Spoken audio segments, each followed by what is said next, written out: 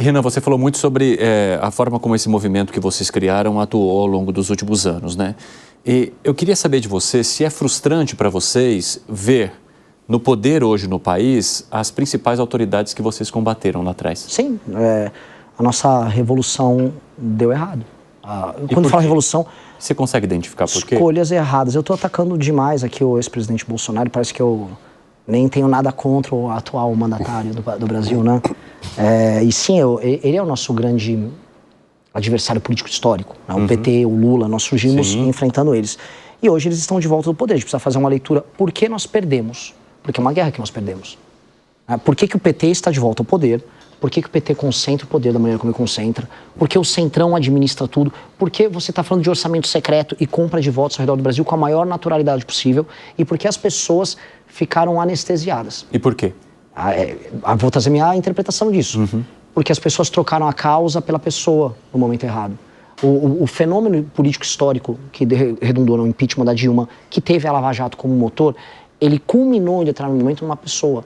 O Bolsonaro encarnou esse processo. E quando você encarna um processo histórico numa pessoa, coisas colossais podem acontecer, como nada pode acontecer.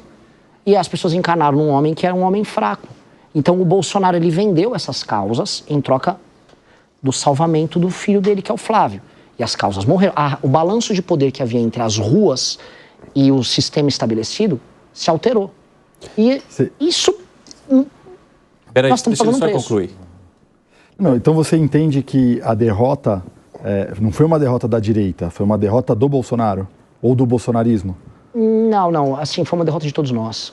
Foi uma derrota do antipetismo e, mais do que isso, a falha do processo, daquele processo histórico de luta contra a corrupção, do estabelecimento de reformas e da ideia do brasileiro lutando pelas suas causas, que começa em 13, não começa com a gente, não foi MBL que inventou isso, começa em 13. Essa ideia ter morrido é uma gigantesca derrota. Porque, de fato, as pessoas que foram às ruas pelo impeachment da Dilma, em grande parte, se alteraram. As imagens de 2015 e 2016, você tinha jovens nas ruas, junto com pessoas mais velhas. Era heterogêneo. Depois, é um fenômeno de pessoas com mais de 55 anos, o bolsonarismo. Por quê? Porque ficou um determinado tipo de público que se apoderou das cores, o verde e amarelo, o estilo de manifestação, a Avenida Paulista aqui na frente. Toda a estética, toda a linguagem, todo o processo foi tomado pelo Bolsonaro. Então, de repente, você ia às ruas para defender o Bolsonaro e não para defender a época. E não estou aqui fazendo defesa específica de nada. Defenda a Lava Jato, mas para defender a Lava Jato, por exemplo, ou defender o impeachment da Dilma, você matou a causa e grudou na pessoa. Se a pessoa for, o grande, né, o cara é o Alexandre o Grande da nova geração, o cara é o Winston Churchill, beleza, né, demos sorte, mas nós escolhemos o capitão de artilharia Jair Messias Bolsonaro, com um histórico um tanto quanto estranho e um desempenho parlamentar no mínimo questionável. E aí a gente está pagando o preço disso. Eu queria te ouvir sobre uma teoria que eu tenho sobre por que esse fenômeno ocorreu. O afeto que movia as pessoas ali pelo impeachment não se tornou muito negativo, ou seja, a causa do antipetismo acima de um projeto propositivo de país acabou levando as pessoas para o imaginário do anti-democracia, do anti-construção, para a figura do fuzil fuzilando a petralhada que o Bolsonaro encarna melhor do que qualquer outro agente desse campo político que atuou pelo impeachment? Bela pergunta, bela pergunta.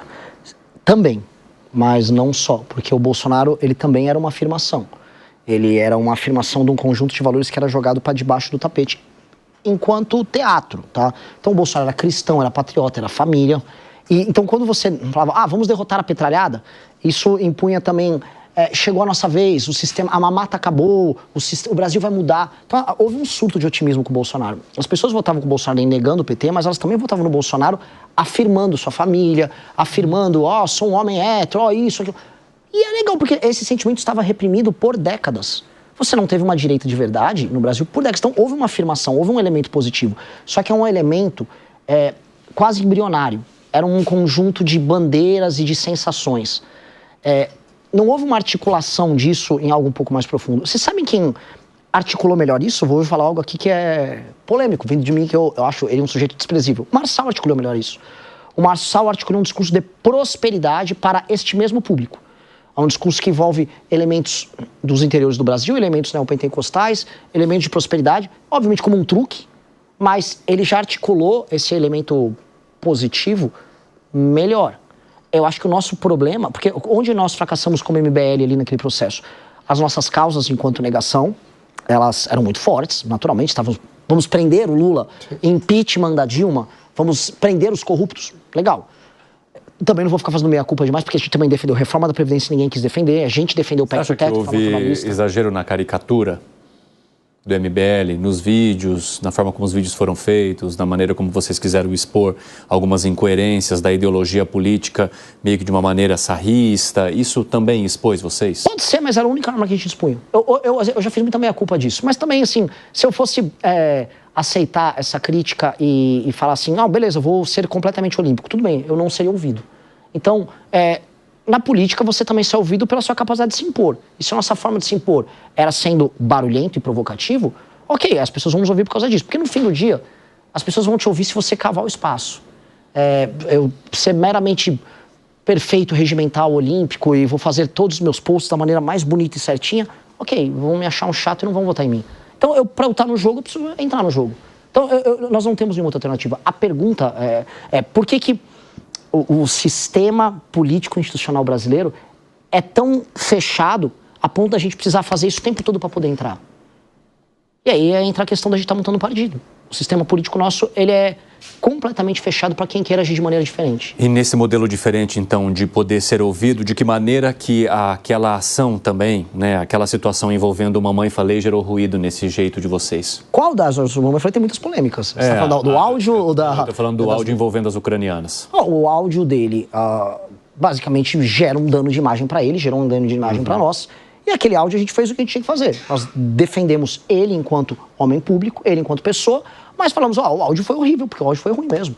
E aí vamos assumir. Agora, o que eu não assumiria, por exemplo, se o Arthur tivesse roubado, se o Arthur tivesse traído a gente, o Arthur estava expulso do MBL. E por que nesse caso não? Porque nesse caso ele não traiu o eleitor dele, nem roubou nada. Ele cometeu, em ambiente privado, uma declaração ruim. Ele deu uma declaração ruim, feia, reprovável, que ele se arrependeu, e ele foi punido desproporcionalmente por isso.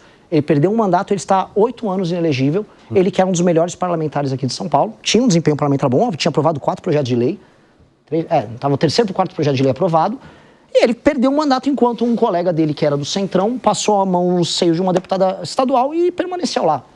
O discurso do Arthur, isso não significa uma aprovação do áudio, mas significa também assim, eu posso ficar para sempre na vida, o áudio do Arthur. Sim, ele falou em privado uma coisa que muitos dos homens que estão nos assistindo em casa falam em ambiente privado. Eu duvido que muitos dos homens que às vezes nos assistem falam, estou indignado com isso, abram o seu celular e mostrem suas conversas com seus amigos para suas esposas. E mesmo as esposas para seus amigos, para os seus maridos.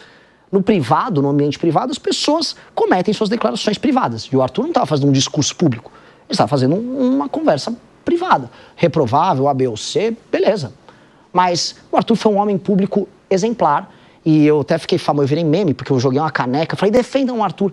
Não me arrependo um momento disso, não arrependo em nada.